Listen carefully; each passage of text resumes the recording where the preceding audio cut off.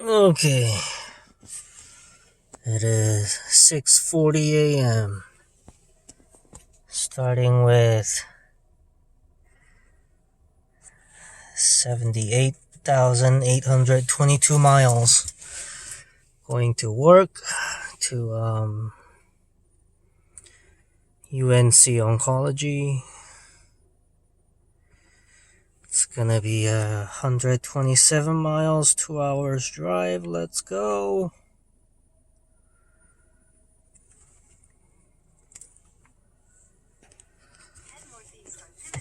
Okay.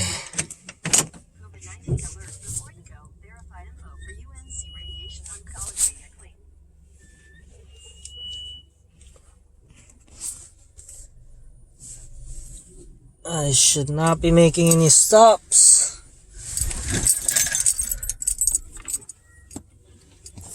It's gonna be a long drive.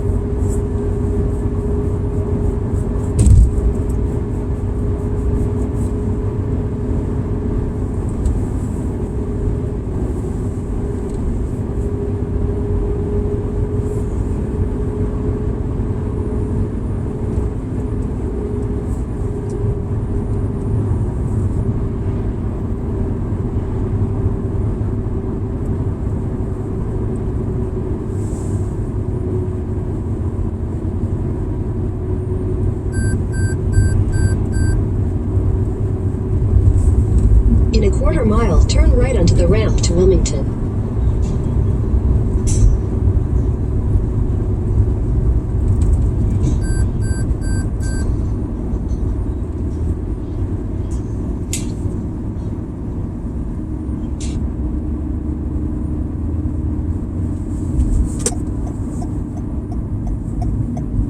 Turn right onto the ramp to Wilmington.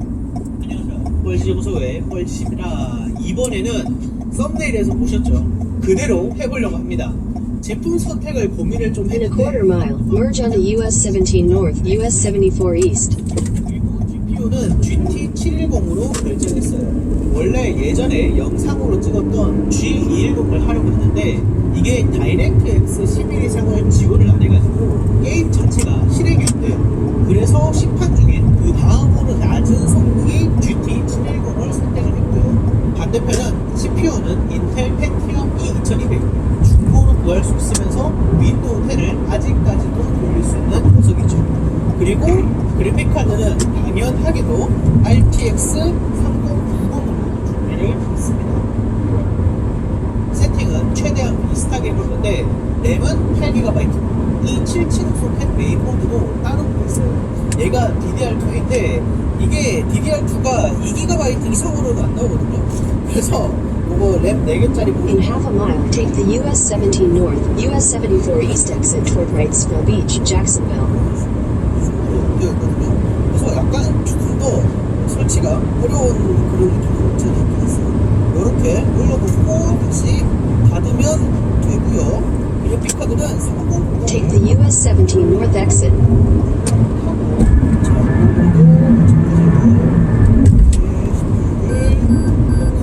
그래픽카드는 요 GT710으로 장착을 하도록 하겠습니다. 자, 이렇게 해서 둘 중에 게이밍 성능은 누가 더 높을지, 게임은 그래픽카드인데 3090이 이길까요? 아니면 CPU가 그래도 기본인데 5950X가 이길까요? 요거는 저도 정말 궁금한데 바로 테스트를 하러 가시죠. 먼저 30 토탈 워인데요. 둘 다 한 자릿수의 프레임을 보여주고 있어요.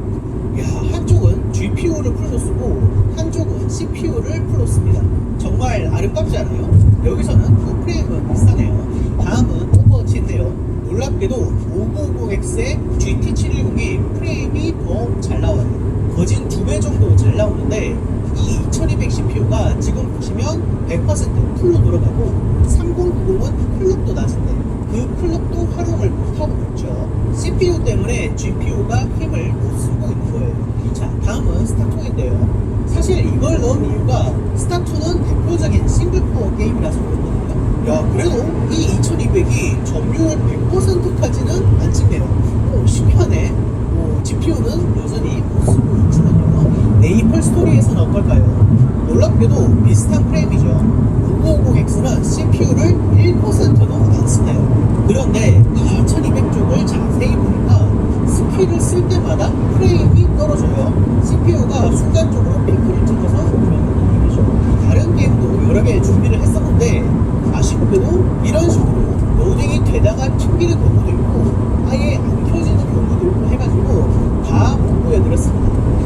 이 2200에 RTX 3090이 팝스 9000점이 나오더라고요. 성능이 80% 떨어졌습니다. 설령 최대한 활용한다고 해도 제 성능이 20%밖에 못 낸다는 거죠. 자, 이렇게 최강 CPU의 최약 GPU, 최약 CPU의 최강 GPU를 비교를 해봤는데요. 이런 거를 누가 궁금해하냐? 제가 궁금해합니다.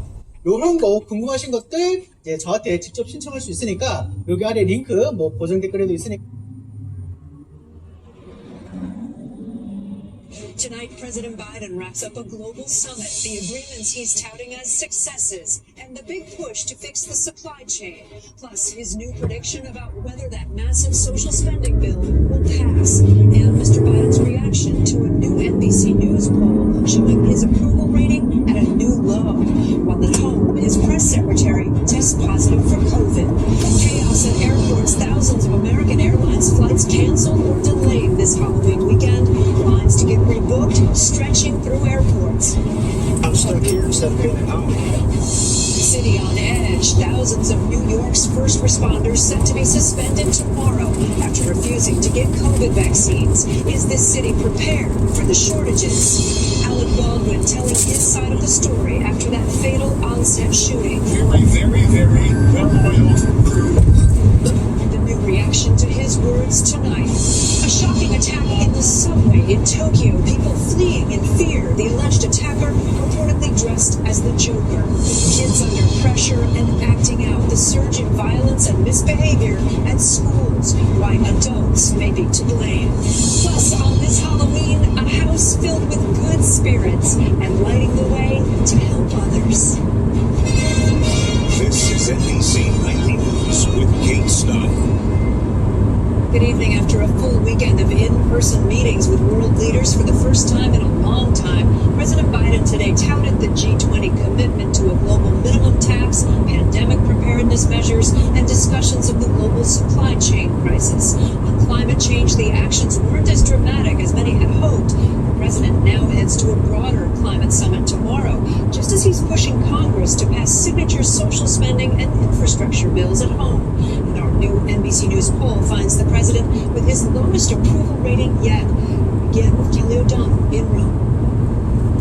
On his final night in Italy, President Biden made a prediction about his long-awaited domestic policy agenda. I believe we will pass my Build Back Better plan, and I believe we will pass the infrastructure bill. But a dismal sign back home. A new NBC News poll finds the president's approval rating slipped to 42%, a 7-point slide since August. And 71% responding say America is headed in the wrong direction. In half a mile, turn. I'm going to go up and down and up and down. I ran to make sure that I followed through on what I said I would do. Addressing the supply chain crisis hitting consumers at home. Today, President Biden announced new steps to reduce red tape at ports and urged other governments to ease the flow of goods. Turn right onto the I-140 East ramp. Risks. One piece of the president's domestic spending plan going global. The corporate minimum tax was endorsed by all G20 leaders to require multinational Continue for half a mile. 15% tax. This is an incredible win for all our countries. In a separate breakthrough, the president announced an end to Trump-era import taxes on foreign aluminum and steel.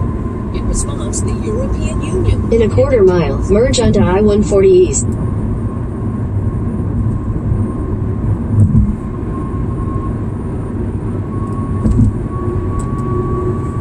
Restored the Iran nuclear deal, while pointing blame at his predecessor, who took the U.S. out of that deal.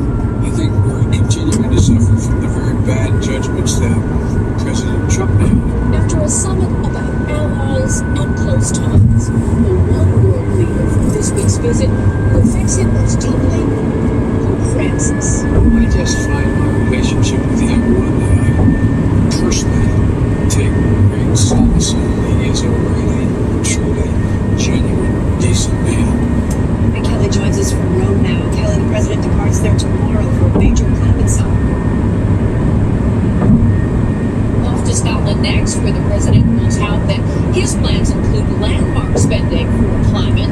And a new development tonight, Press Secretary Jen Psaki tested positive today for COVID-19. She is not traveling with the president after members of her family also tested positive for the illness. She was last with President Biden on Tuesday. Kate? Kelly O'Donnell with the president. Kelly, thank you. Back in the U.S., it was a chaotic weekend at the nation's airports after American Airlines canceled or delayed thousands of flights. Today alone, fully 1/3 of the carrier's flights canceled. Some experts worry it could be a sign of trouble to come as we enter the busy holiday travel season. Here's Candace Gibson. American Airlines in the midst of a travel meltdown this holiday weekend. They delayed it, and then they said it was the original time, and then they canceled it. It's very aggravating. From Dallas to Miami and beyond, long lines snaking through terminals, passengers waiting hours to rebook or even speak to an airline agent. The frustrations grown by the second. It said choose another flight, but they don't have flights available until Monday or Tuesday. I have to work Monday, and I have a 9-year-old at home. Flying is really stressful, and with canceled flights and still trying to figure everything out. causing the chaos. I saw maybe 2 customer service agents trying to support all of these passengers that were waiting. American Airlines canceled close to 2,000 flights this weekend alone, including more than 900 just today. That's 33% of its normal daily flights canceled on Sunday. How bad is it? Well, this weekend is bad. The problem started with high winds in Dallas, closing down runways and limiting operations at the airline's main hub. American Airlines issuing this statement saying, with additional weather throughout the system, our staffing begins to run tight as crew members end up out of their regular flight sequences. If there's any bit of bad weather, it's just going to be a domino effect, and their operations are just not running well right now. This comes on the heels of Southwest Airlines' own travel chaos 3 weeks ago, resulting in 2,000 flights canceled. While airlines beef up their staffing for the holidays, travel experts... In 2 miles, take exit 20 toward I-40 West. It's very anxious, but I'm grateful that we're getting at least into our state tomorrow. And Candace joins us now from LaGuardia Airport. Candace, when can we expect flights to get back on track again? Okay, it could be. Well, the airline has already canceled more than 100 flights for tomorrow. Okay? All right, Candace, thank you. We are just hours away from a critical COVID deadline for New York City's first responders. Come tomorrow morning, thousands of firefighters, police, and sanitation workers who refuse the mandatory vaccine could be suspended, leaving many asking how that will impact the nation's biggest city. Kathy Park reports. Tonight, the nation's largest fire department under pressure. Just hours before New York City's vaccine mandate is enforced, thousands of firefighters and other unvaccinated municipal workers could be on unpaid leave starting Monday. But some members of the FDNY are protesting the mandate, calling in sick and disrupting essential services. One New York congresswoman tweeting, 26 FDNY companies are... In half a mile, take exit 20 toward I-40 West. The ladder is closed. God forbid there is a major fire or a severe car accident or if a crime takes place or even worse. Today, FDNY's commissioner firing back. The department has not closed any firehouses, but he did... Take exit 28, then keep left at the fork. Responsible bogus sick leave by some of our members is creating a danger for New Yorkers and their fellow firefighters. They need to return to work or risk the consequences of their actions. The mayor adding that there will be contingencies to address staffing issues if they arise. Keep left at the fork. 91% vaccination rate among city workers Saturday. For days, firefighter unions have expressed outrage over the mandate, asking for additional time to get the shot. My members have been given a proper opportunity to be informed by the department of the city what's going to happen to them. The vaccine battle is brewing ahead of a critical week to clear COVID shots for more than 28 million 5 to 11-year-olds. Many of them out in full force this Halloween, with some families eager for an extra dose of protection. I'm definitely relieved that they can. It's something that I hope is going to happen sooner than later. Hospitals, including StarMed Healthcare in Charlotte, are ready for the rollout days before the CDC's final endorsement. We already have about 2,500 kids already signed up. And Kathy's with us in New York. How many firefighters in New York are on medical leave right now? Well, Kate, as of Friday's 5 p.m. deadline, we've learned that more than 2,000 firefighters are now on medical leave. Meanwhile, tomorrow morning, union leaders will be holding a press conference to address more concerns over this mandate. Kate? All right, Kathy, thank you. It is a fight to the finish in Virginia tonight ahead of Tuesday's election for governor. It's one of the most watched races in the country and a very tight race that could have major national implications. Monica Albert explains. It's a statewide race with national implications. We can't get this done unless we keep this positive momentum going. The nation is watching what's happening in Virginia right now. Democrat Terry McAuliffe and Republican Glenn Youngkin crisscrossing the Commonwealth this weekend in a last push to be Virginia's next governor. Polls show an incredibly tight contest between the former governor and the political newcomer, as President Biden's falling approval rating takes a toll on his own party. A worrying trend for Democrats ahead of Tuesday's bellwether election for the 2022 midterms, with a new national NBC News poll showing the party in power trailing Republicans on which better handles the economy, inflation, and immigration. The top issues on Virginia voters' minds? People's safety, schools are important, when it comes to climate change. There are just many issues, and what we've seen going on in the country is very disturbing. We want safe communities, good schools. We want jobs. We want to protect our families.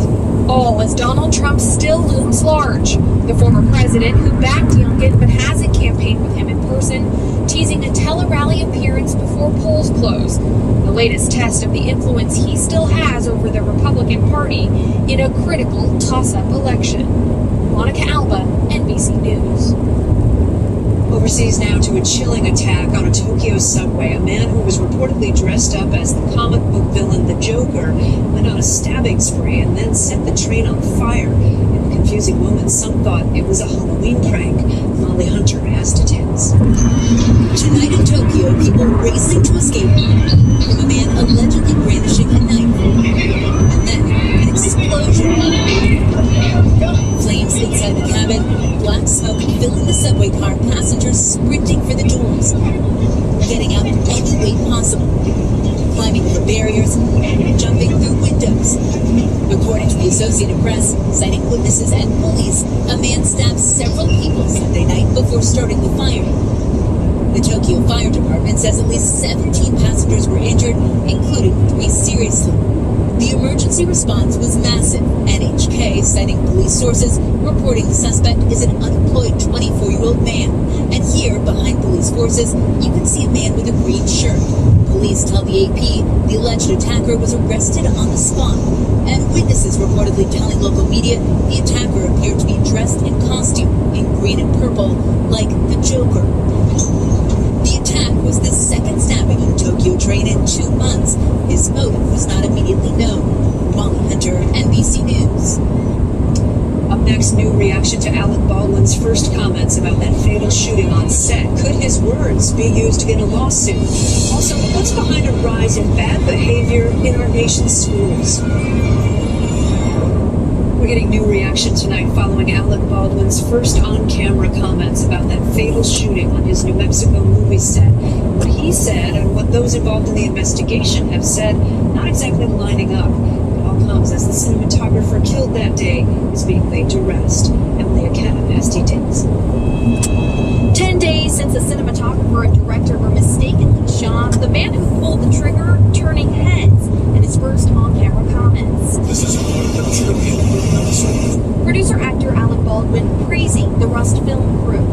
There are incidental accidents on film sets. From time to time, we were a very, very, well-oiled crew shooting a film together, and then this horrible event. But others on the ground paint a different picture.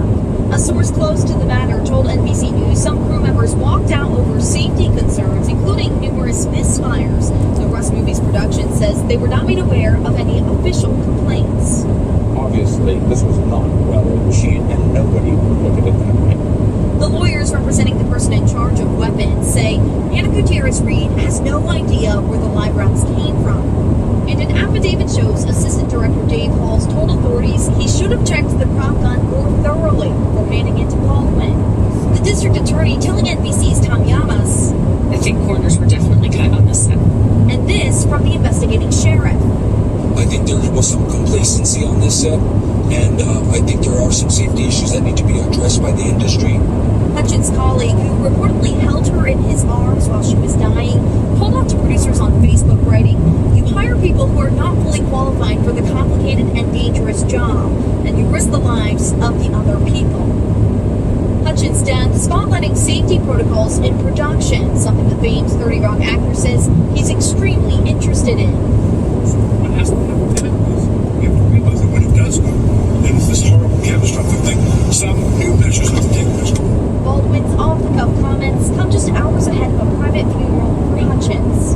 She was my friend. She was my friend. Lloyd Valeria seen recording the entire encounter, later telling the New York Post, "Alec had a really traumatic thing happen, and I'm trying to limit the PTSD," adding, "He needs space for me to take care of him and his mental health." We sat down as a courtesy that we talked to you. Now please, would you just don't follow us? Emily, could Baldwin's on-camera comments there get him in any legal trouble? Well, Kate, legal experts say they don't think the exchange would move the needle if there was a criminal case, but if the actor-producer was sued, they tell me his well-oiled machine claim could potentially be used against him. Kate? Emily, thank you. Still ahead tonight, why are kids behaving so badly in schools this year? Reasons behind the concerning rise. We've seen a lot of adults behaving badly lately, notably on planes, in restaurants, and stores. But educators are also seeing a lot more misbehavior in children and teens, with schools reporting a rise in violence among students. It's driving the trend. Ron Allen reports. It's a brutal back-to-school season across the country, spread all over social media. Police officers injured, students arrested at this high school in Florida. 13-year-old arrested for allegedly attacking a student with autism in California. There's no doubt that there's been fighting absolutely. This is across the board. Members everywhere are talking about the challenges. Wrong place, wrong time. Back in September, Jacob Cantu was in a bathroom stall at one of Connecticut's largest high schools when someone tossed a trash can over, hitting him in the head. How do you feel about going to school? Honestly, it's still a bit worrying at times. Vandalism and violence so bad, the superintendent closed the school and ordered a day of remote learning. There was that much tension in the school. Yes. I don't want to sugarcoat that and say no. She says it's the fallout from students being face-to-face for the first time in some 18 months, with some reacting to the social isolation, stress, and trauma caused by the pandemic, families' financial pressures, or even grieving loss of life, and imitating adult bad behaviors, fights on airplanes, rowdy school meetings without masks and manners. Being away from the school building, how bad they can impact. Oh, yeah, absolutely. Absolutely. In some cases, like a 7th grader is now an 8th grader. They have a key first of all, setting that's trying to size of the behavior. Where's the school system now in terms of adjusting? We're in a better place than we were 8 weeks ago. With COVID relief funds, she's hired some 200 support staff, counselors, social workers, mental health professionals, and reached out directly to some 70 families with students involved in the unrest. Okay, let's see how quickly we can get involved and get engaged in learning. Near Tampa at this middle school, where officials say fighting has long been an issue, they're focused on trying to teach these 6th graders the basics. You know, how to come into class, what are the expectations in the hallway? When you're in the cafeteria, what are those expectations? I definitely learned that I have to use my manners at all times and respect other people. Lessons not quite learned a lot of other places. Ron Allen, NBC News, Connecticut. When we come back, the Halloween house that lights up its community in more ways than one.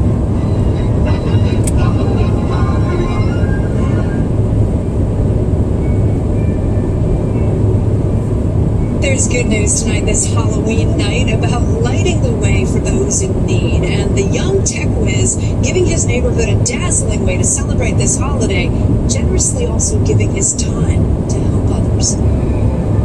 As darkness closes in on South Tampa, Florida.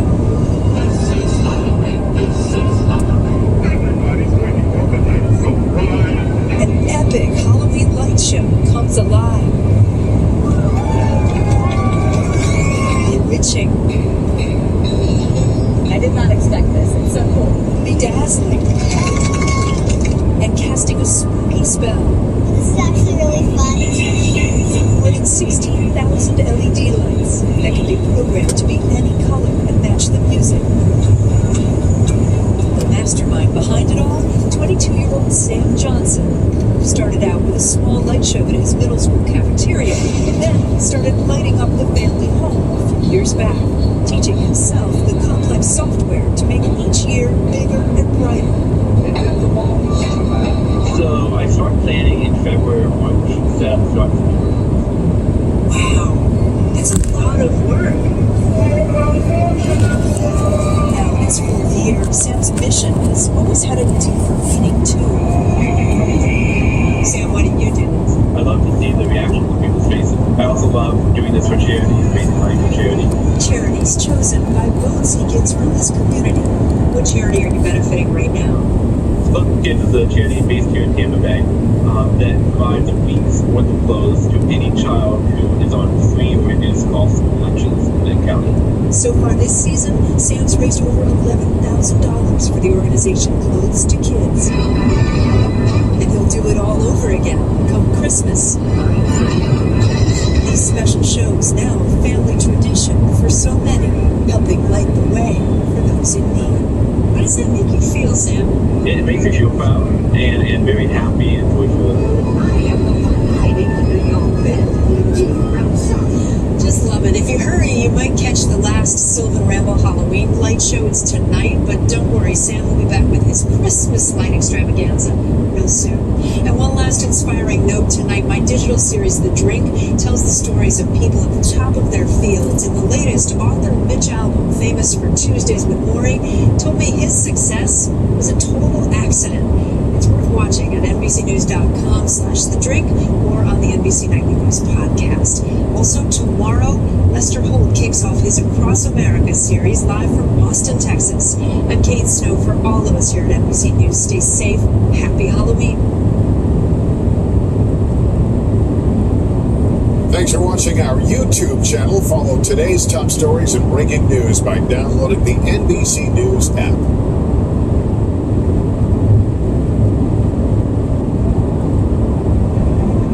This Sunday, the struggling Biden presidency. Nowhere historic economic freedom. President Biden downsizes his social spending deal. No one got everything they wanted, including me.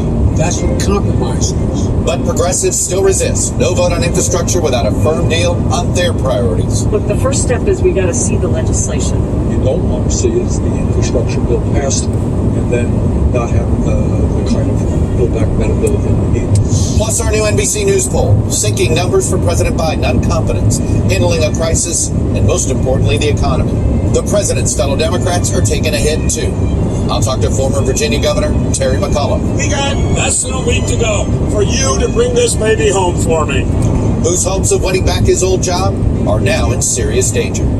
And I'll be joined by Energy Secretary Jennifer Granholm about the president's agenda and his troubles. Also, fighting phony claims of voter fraud. It's not healthy for American democracy. With a majority of Republicans saying Joe Biden's election was not legitimate. They said that there were 66,000 underage voters, thousands of unregistered voters that voted. There weren't any of those. I'll talk to Georgia's Secretary of State Brad Raffensperger, who's written a new book about how he resisted President Trump's pressure to overturn Mr. Biden's Georgia win. Joining me for insight and analysis are NBC News Chief White House Correspondent Kristen Welker, Democratic pollster Cornell Belcher, Anna Palmer, founder of Punchbowl News, and Republican strategist Brad Todd. Welcome to Sunday. It's Meet the Press. From NBC News in Washington, the longest running show in television history. This is Meet the Press with Chuck Todd. Good Sunday morning. Happy Halloween. We have a brand new NBC News poll out this morning. It's filled with some scary news for the Democrats. The overarching message, Americans have lost their confidence in President Biden and their optimism for the country. At least they have right now. Just 22% of adults say we're headed in the right direction. A shocking 71% say we're on the wrong track, and that includes a near majority of Democrats who are saying. President Biden's approval rating stands at a dismal 42% versus 54% disapproval. Believe it or not, just 2 months ago, Mr. Biden was in positive territory, 49% approving, 48% disapproval. So what's pulling down the president's numbers? Well, look at this set of numbers. Just 37% say he has the ability right now to handle a crisis versus nearly a majority who say he does not. 37% also say he's competent and effective as president. 50% disagree with that description. What's more, Republicans, believe it or not, have double-digit leads in dealing with border security, inflation, crime, national security, the economy, and shockingly, on getting things done. Democrats hold generally smaller double-digit leads on dealing with climate change, the coronavirus, education, and abortion. And that's really it right now. It's not clear yet whether any deal struck by Democrats on the social spending and infrastructure bills will nudge Mr. Biden's numbers back into positive territory, or whether the damage to his reputation is more of a scar than a bruise. But this much is clear. About the only good news for Mr. Biden and the Democrats in this poll is that the midterm elections aren't for another year.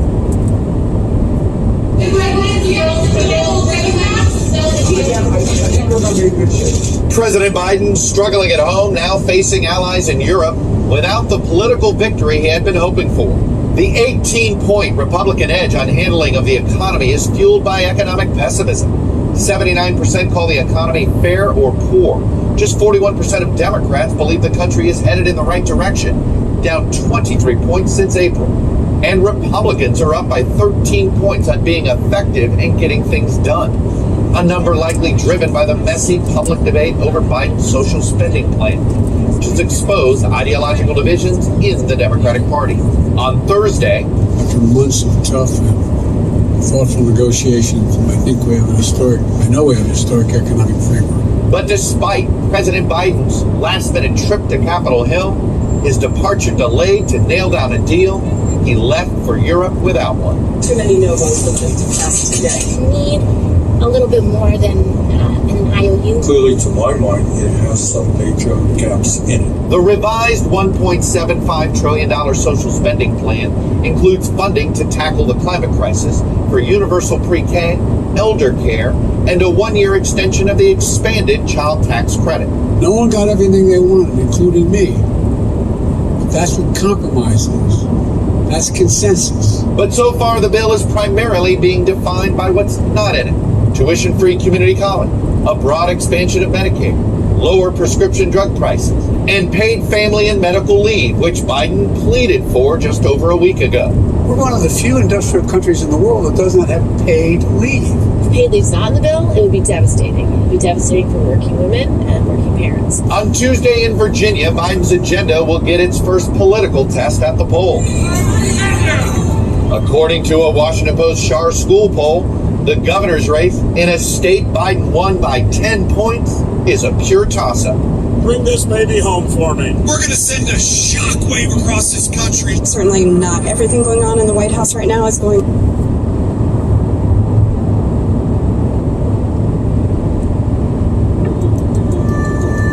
The ape movement, the ape revolution, it's there. We're really seeing the apes stepping up. And I think it's absolutely awesome. We are the freaking market of the apes, developing before the Wall Street guys who thought they could win this. Who thought their evil pride would be able to slam us back down to planet Earth. We're fighting for a fair market against the hedge funds. The apes, they're insatiable. Across the country, millions of people are connecting online in a digital uprising. It's populist versus the elitist. It's the 99 versus 1. It's the David and Goliath story. They call themselves apes, as in dumb apes or the dumb money.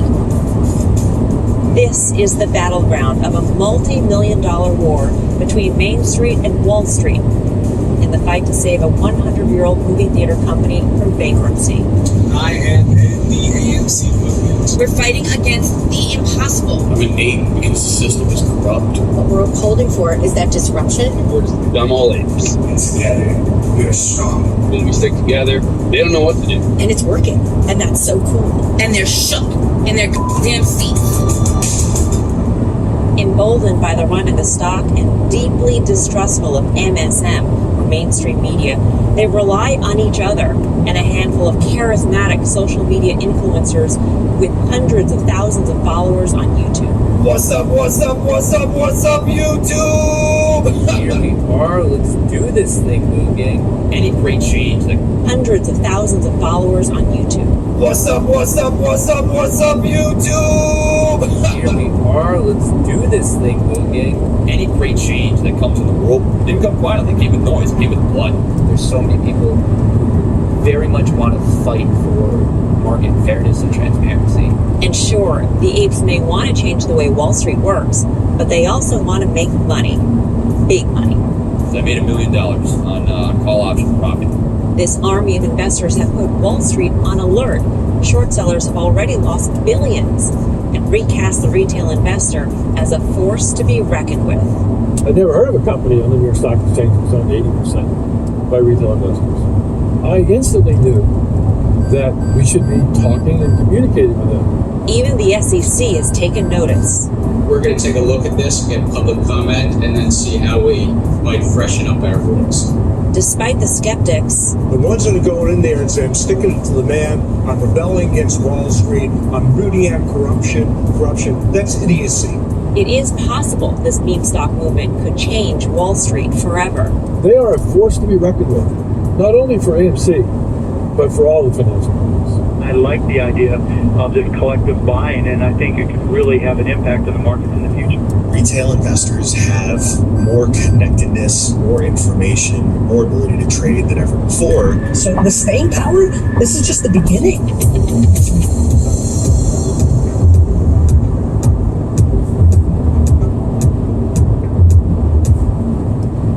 I've described this whole meme stock phenomenon as riding a tiger by the tail. I'm not the tiger, I'm on the tail, and I'm holding on for dear life. Adam Aron, the CEO of AMC Entertainment and the unlikely hero of the movement. I couldn't have imagined any of this. We had no idea that we were almost going to run out of cash 5 different times in 2020. A big multinational company, $5 billion plus in revenue. All of a sudden, we had no revenue at all, just overnight, gone.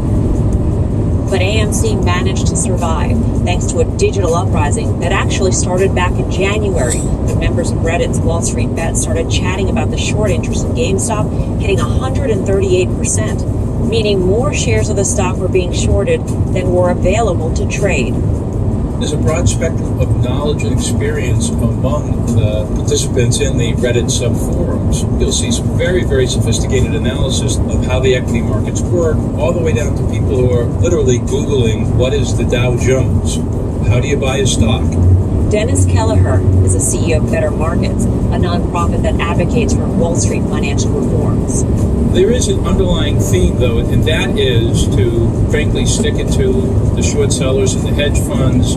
Those Reddit users saw an opportunity to inflict serious pain on all those short sellers betting on GameStop going out of business. The plan? Start a retail investor buying spree. Buy, hold, and watch the GameStop price skyrocket.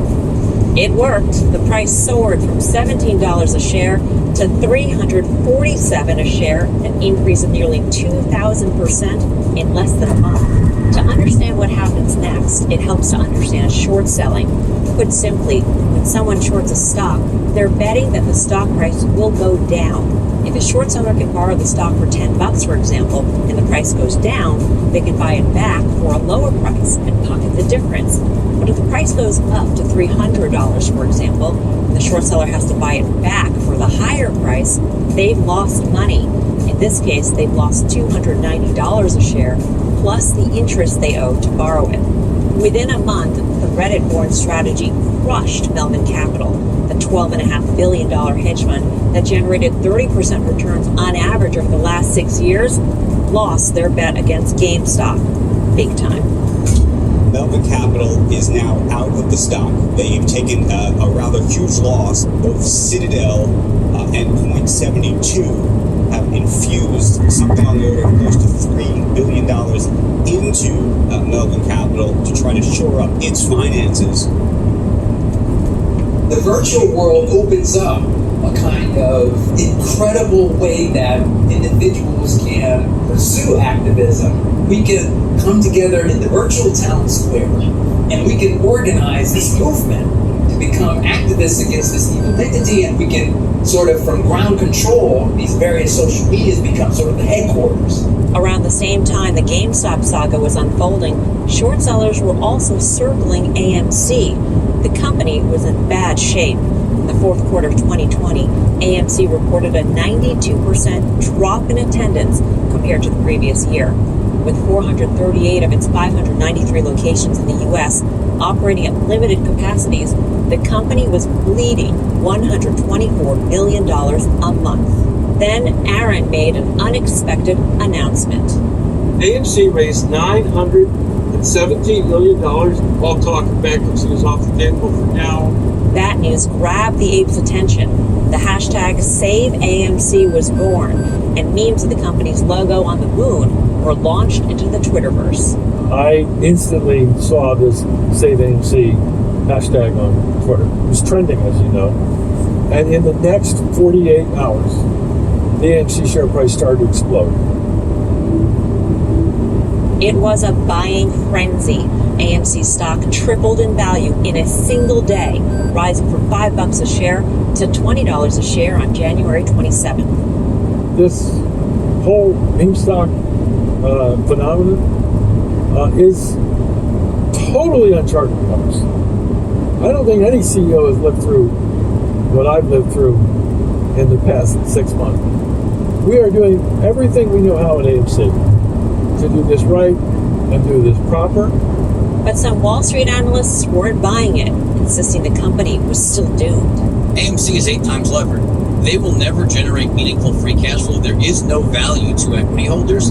Ultimately, that's what's going to matter is they can't pay off their debt ever.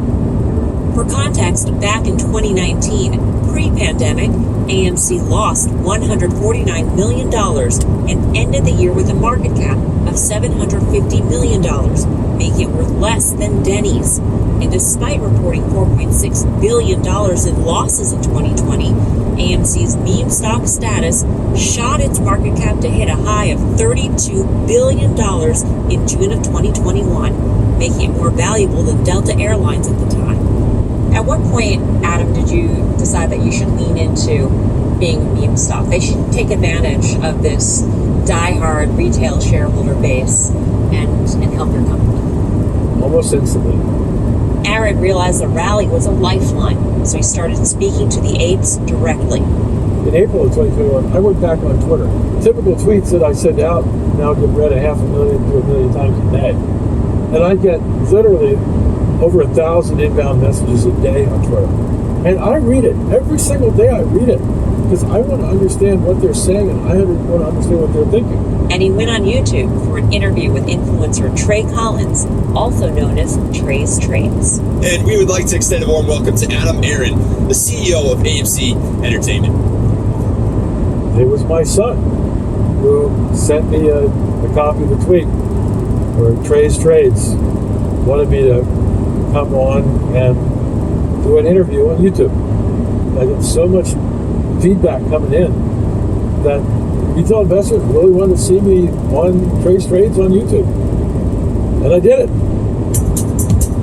You may not think of it this way, but we have a boss. And our boss is the collection of our shareholders who own the company. So I actually work for you. And it was watched 350,000 times, I think. So I've done it twice since.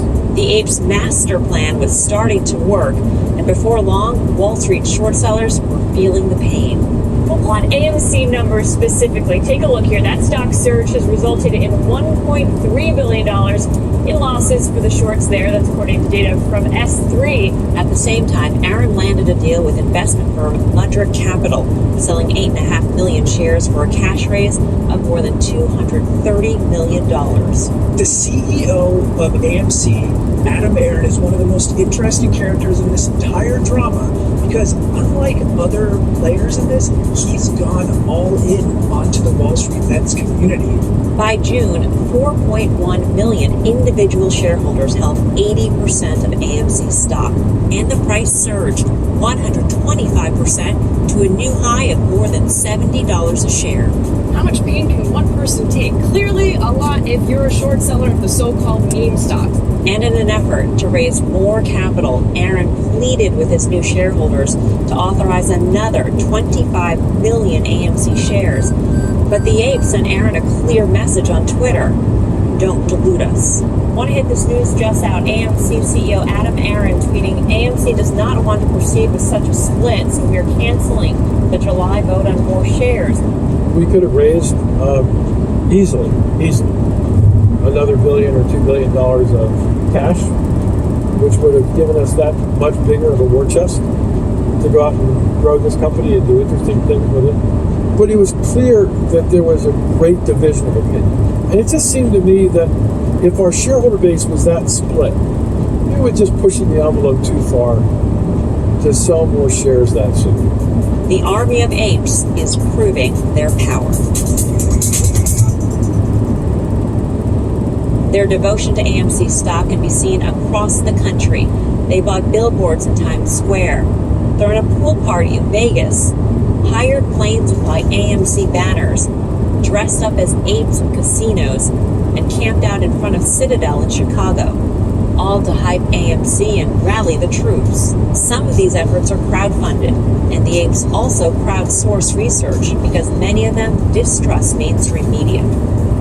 The apes look at mainstream media and they see some guy in a suit who told their parents not to worry about subprime, who told their parents that homes only go up. They're looking at someone who's probably a different generation and a different tax bracket than them, and they don't trust them. That's probably pretty astute. I think people are historically have been a little bit too trusting of Wall Street, of experts. I don't know if we hate mainstream media or hate mainstream news. I think it's more a matter of their editorial is guided by advertising, right? Their editorial is guided by who they're in bed with. So I think that's what the aversion was for a lot of people to come to speak with you, is being concerned that somehow this piece is going to be slanted based on advertisers. For this documentary, we wanted to hear more from the apes about why they've invested in AMC and what drives them. When I sent this tweet calling on the ape army to send in a video telling me why they invested in AMC, most of the responses were skeptical of CNBC or anyone from the mainstream media telling their story. But a few did share their thoughts on video. I'm hoping with my 10Bs, I will be able to pay off my debts. I have a lot of student debt. Even if it's not the big numbers they're talking about, I hope that we all make a sizable profit and also make a sizable statement. It will go to the moon, and if it doesn't, it's been a wonderful ride. I got AMC for generational wealth. You know what I'm saying? I want my kids to be financially stable. Why am I an ape? I'm an ape because, bam, that's why. The apes prefer to get their stock research from Reddit, YouTube, and TikTok, where influencers are emerging with enough sway to move markets from their living rooms. It's a big deal, these influencers. I don't necessarily think that their advice is any worse than the guy talking his book on CNBC. But I wouldn't advise you to take that person's advice either. Be skeptical about experts. It doesn't matter what kind of expert. It doesn't matter if the expert is on TikTok or on YouTube or if it's, the hot fund manager. Despite the distrust many apes have of mainstream media, two of the most well-known apes on YouTube agreed to speak with me.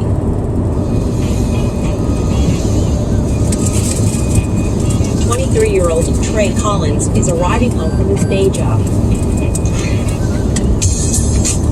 He lives a few hours west of Oklahoma City with his cat, Titan. He's agreed to let our camera crew into his home and to sit down for an interview with me remotely. So Trey, where are you? You're in Lawton, Oklahoma? Yeah, I'm living out in Lawton, Oklahoma right now. I came out here for military training. That's about as much as I can say. Unfortunately, I can't talk too much about my job. But he can talk about his YouTube channel.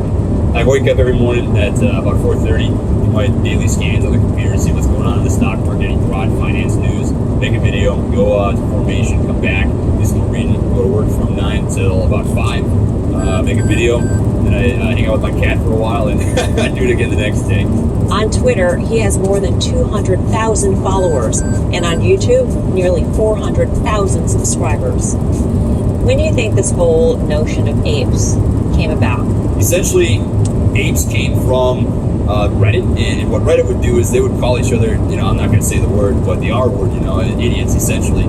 And people were like, hey, we can't really do that. Let's do something else that makes more sense. And it was apes, because we're always referred to as dumb money retail investors, the little guy, the 99%. And instead of fighting out against it, we embraced it. And it's just led to this huge sort of cultural movement. I don't think they're going anywhere. I've said it before, I'll say it again. There's bulls, there's bears, and now there's apes, which is the retail investor, the buy and hodl gang, So people look up to you, people listen to what you have to say, people want to reach out to you to share their stories. Do you consider yourself a leader in this army of the apes at all? Not a chance. I'm on the freaking bench just like everybody else, watching the game happen before our eyes. You know, it could have been anybody. It could have been any Joe Schmo on the streets that said, "Hey, I like this stock. I'm going to turn on my freaking 4K webcam and I'm just going to talk into my computer screen." You know, that's all I do. I'm a regular guy who likes to stock and stuck to it. You're a regular dude, though, that has so far made a lot of money from AMC. Is that right? It's done pretty well, yeah. I can't complain. I made $1 million on call option profit. And that came from the move from 10 to 70 bucks. Trey's taught himself about the stock market.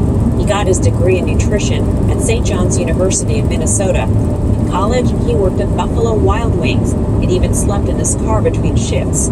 After college, Trey joined the military, and a friend's dad got him into trading.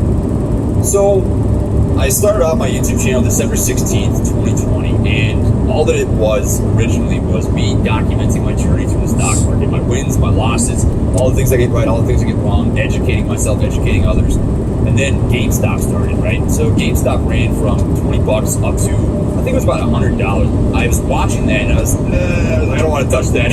That's up a little too much for my liking. So I was looking around for what I'd call the sieve people. Like, essentially, when you have a heavily shorted stock that squeezes up.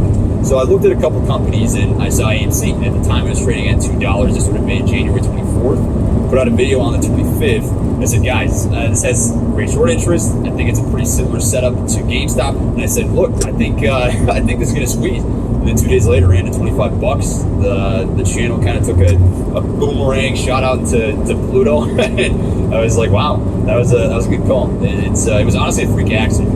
The timing of that freak accident led to tens of thousands of new followers and coincided with a big move in AMC stock.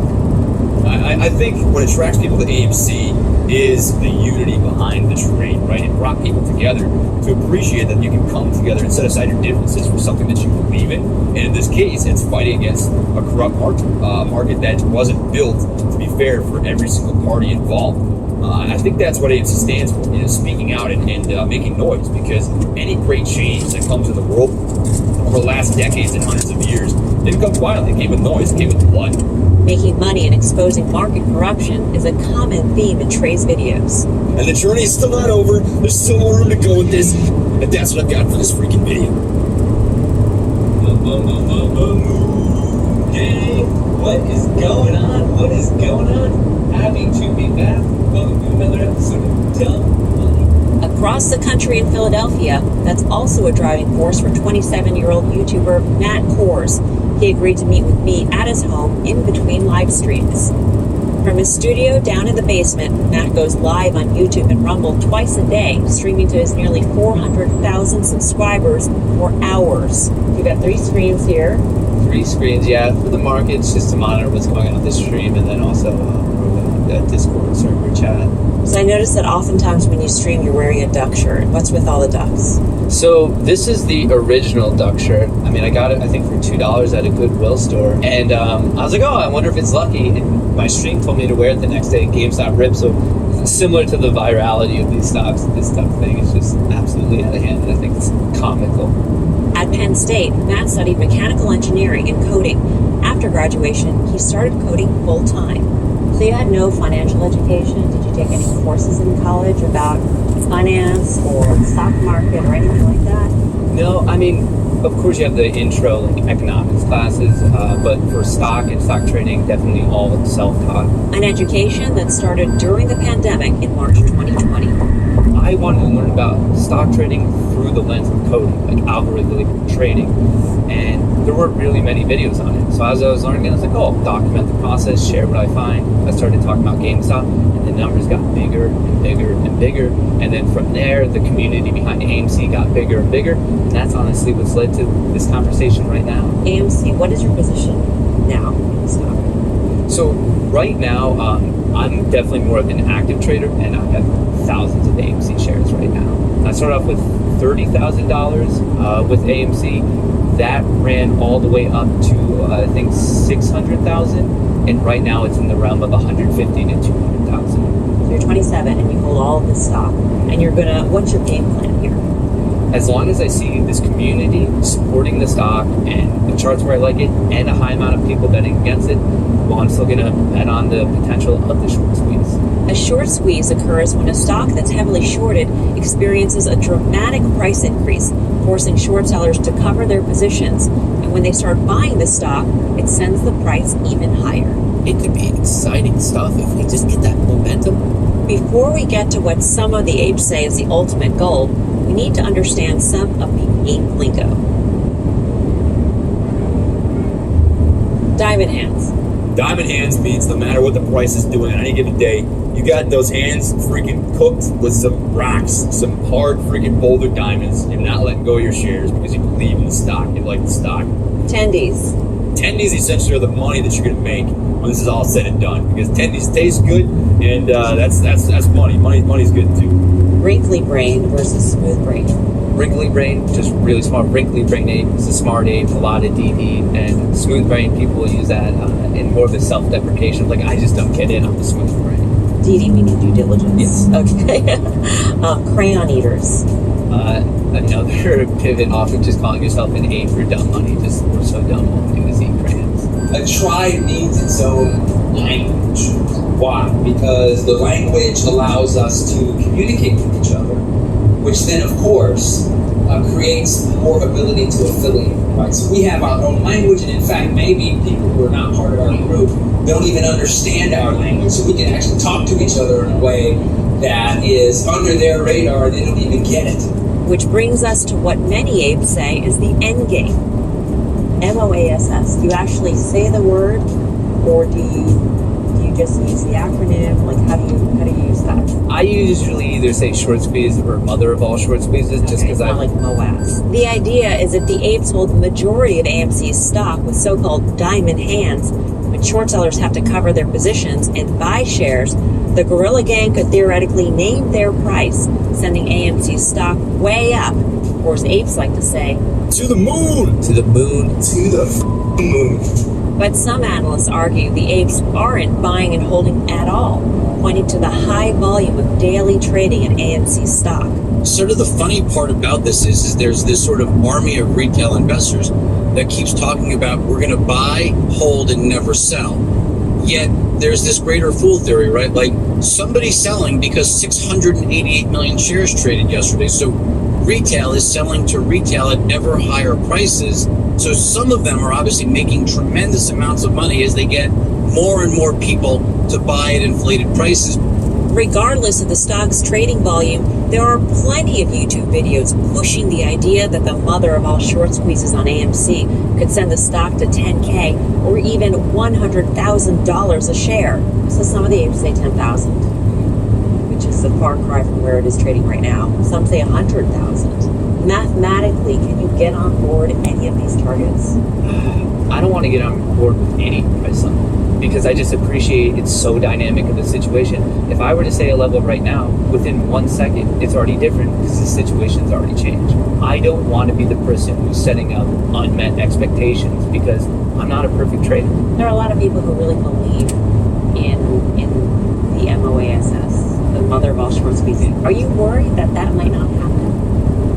One thing I try to stress in my community is nothing in the stock market's ever guaranteed. I think the potential risk is worth the potential reward. And for every individual trader, investor, that's a question they have to ask themselves. Part of the reason many apes believe AMC could hit a 5 or even 6-figure share price is because they're convinced that short sellers are manipulating the system. A big part of that alleged manipulation is naked shorts, which can be boiled down to the idea that many apes believe Wall Street traders are knowingly short-selling shares that don't exist. And they quickly came to the conclusion that Adam Aron thinks so too, after seeing this interview with Trey Collins, where the CEO's camera falls, revealing he's wearing shorts. On Reddit and Twitter, the ape said the camera drop was staged.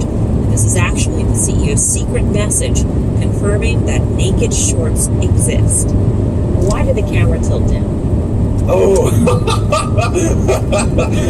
man, I've seen the conspiracy of its confirmation of naked shorts, but I don't need it to not be wearing pants to know that naked shorts exist. You know? People were wondering if there was a hidden message that my shorts were exposed. I'm never going to tell you whether it was planned or not. Oh, come on! Are you wearing pants now, Adam? I indeed am wearing a full suit today. Aaron has addressed the naked short issue on Twitter, saying, as to the existence of so-called fake or synthetic shares or the naked short selling of AMC shares, we are unaware of any information validating these theories. There's not some hidden pool of short interest. I hate to break it to you, but the MOAS, it makes no sense. I mean, back in January, you had a bunch of hedge funds who were dangerously, arrogantly short these stocks.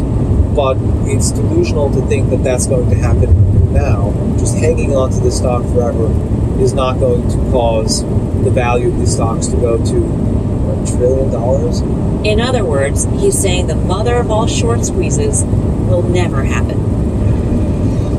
When you're basically bidding up a stock to stick it to a short seller or to stick it to a billionaire, you can find yourself bidding up a stock far, far beyond any fundamental analysis. And that is actually a recipe for disaster, because you're going to lose money. You could lose money big, and you could lose it a lot over time. A message that you hear over and over about people like, I sold everything, I'm buying AMC, I mortgaged my house, and I worry about those people. I don't want people to do that. I think that they should be mindful of, I'm not trying to spread FUD. Definitely invest what you can. If this is something that moves you to do so, just only invest what you can afford to lose. There are a lot of retail investors who have made a fortune off of AMC stock. There are also a lot of investors who keep plowing more money in. When I tweeted that I was talking to you today, what do you guys want to know out there on Twitter? One person said, I want you to tell Adam Aaron that 10% of every paycheck goes to AMC till the mother of all short squeezes.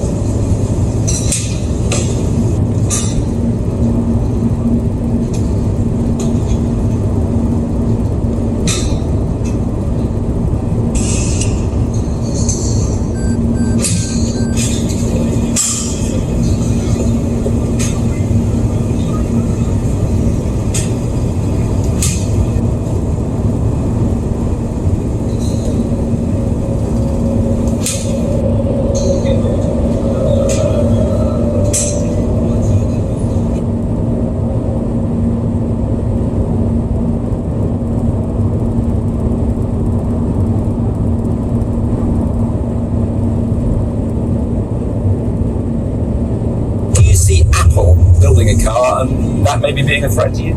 Well, I would encourage more participation by whoever it is to create electric vehicles. I think they should have worked on this project sooner, actually. The car industry is very big, so it's not as though there's, one company to the exclusion of others. And I say, I think it's great that they're doing this, and it works out. It's quite hard to do. But I think companies like Apple will probably make a compelling electric car. It seems like the obvious thing to do. Are you betting that that's going to happen? You heard anything? Well, it's pretty hard to hide something if you hire over 1,000 engineers to do it. So you think Apple is serious about it? Yeah, I do. This is an open secret. And will that be a threat to you, or will that just expand the industry? I think it will expand the industry. Certainly Tesla would aspire to still make the most compelling electric vehicles, and that would be our goal, while at the same time trying to help other companies make electric cars as well. So, for example, last year we open sourced all of our patents, so anyone can use any of our patents for free. What Google's doing. How do you assess what they're doing when you're looking at it? Because they'll be competitors at some point. These are all eventual competitors. But I think what Google's done a great job of showing the potential of autonomous transport, but they're not a they're not a car company, so they would potentially license their technology to other car companies. I think they announced something with Beyond, so I would say Google's a competitor because they're not a car company. They would compete with somebody perhaps that they license technology to, but not to them directly. Apple. Yeah, that'll be more direct. That'll be more direct. Yeah. You can tell that by the hiring pattern and that kind of stuff. So what do you? Okay, so they're going to be more direct. How do you assess it? I mean, I say I think it's great that they're doing this. I hope it works out. What's the time frame for them, do you think? I don't know. I mean, I think they should have embarked on this project sooner, actually. But I don't know. I don't know when they. I mean, they don't share with me the detail of their production plans, but I don't think it's going to be. I don't think they'll be in volume production sooner than maybe 2020. That'd be like the soonest. And is that too late? We say they should have embarked sooner. Is that because 2020 will be too late to stop you or beat you or compete with you or what? So it's just like it's a missed opportunity. It's just it's it'll be over by 2020. No, it won't be it's just like it's a couple of years. I think they'll probably make a good car and probably be successful. The car industry is very big, so it's not as though there's one company to the exclusion of others. There's like a dozen car companies in the world of significance. So, and the most that any company has is approximately 10% market share. So it's not like somebody comes up with a car and they're suddenly like kill everyone else. It's not that way.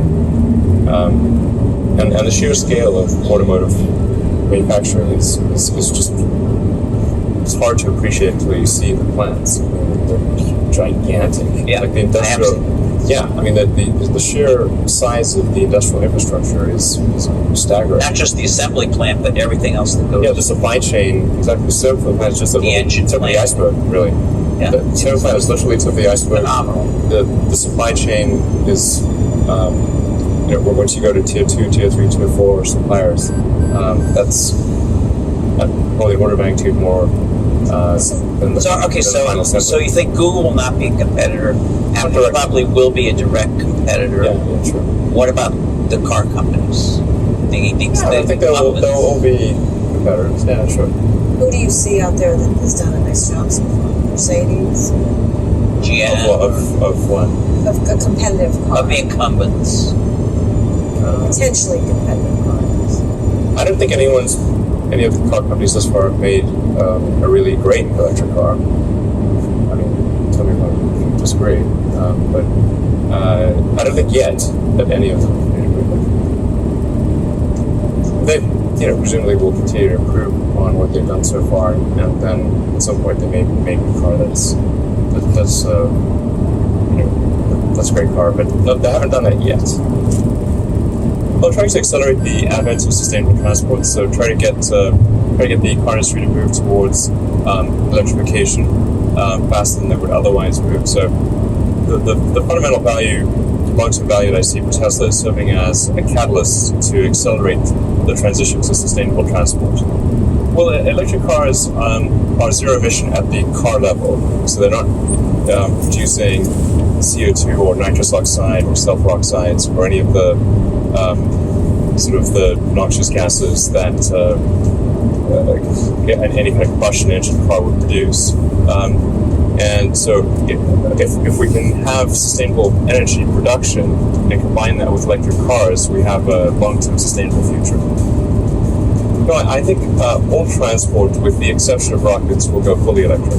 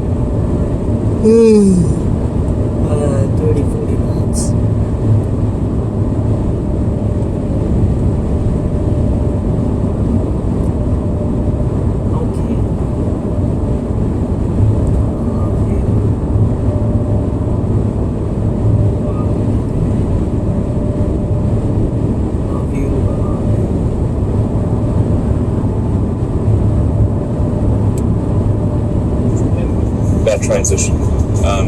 I think Tesla maybe, when one looks back on it from a historical perspective, it might accelerate that transition by a decade, maybe more. When like I said, the whole point of Tesla is to accelerate the transition to sustainable transport. If we could have made an affordable car right off the bat, we definitely would have. It's just that it takes time to refine the technology. If you think of any new technology, it takes multiple versions and economies of scale in order to make the technology accessible to the general public. You look at, say, cell phones. In the early days of cell phones, they were very big and heavy and very expensive. But with successive design iterations and scaling up the production, we've brought it to the point where for $100 you can buy basically a supercomputer in your pocket. I mean, I think the two biggest revolutions in transport are electrification and autonomy. Those are the two biggest innovations since the moving production line, and they're both happening at about the same time. I think autonomy is extremely important, and I think in the long term, nobody will buy a car unless it is autonomous. It will be like.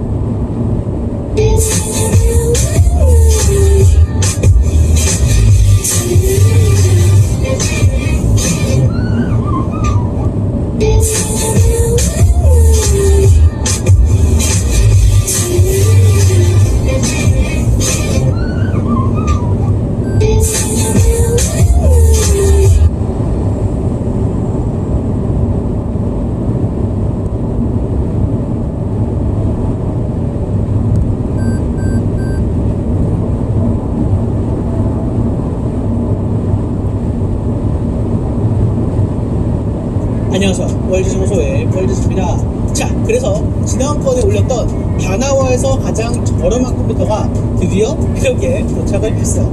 이제 많은 분들이 이게 전화가 안 왔나요? 라고 하는데 전화가 왔습니다. 그래서 이제 뭐라고 했냐, 손님 이거 케이스가 베질리스라는 게 앞에 없는 거예요. 그래서 제가 알고 있어요. 손님 이거 CPU 쿨러 없어요. 알고 있어요. 손님 이거 윈도우가 8이에요. 알고 있어요. 하고 끝이 났습니다. 그래서 조립까지는 제대로 해서 보내준다고 하니까 과연 이제 안에 어떻게 되는지도 살펴보도록 하죠. 박스 자체가 굉장히 큰데 브리트 박스더라고요. 근데 대부분이 어떤 컴퓨터 조립 업체들은 이런 식으로 다른 박스를 써서 요거는 하죠. 뭐야? 이거 생각보다 많이 들어있는데? 이쪽에 이제 뭐 메인보드 안에 구성품이나, 그리고 아마 윈도우가 여기 있을 텐데, 요거는 SSD고요. 여기 있네요. 여기 이제 윈도우 8기가 들어있는 겁니다. 한쪽에는 SSD가 있는 것을 볼 수가 있죠. 그래서 본체가 이 상자 안에 있는 건데, 위에 베젤리스 PC방이라고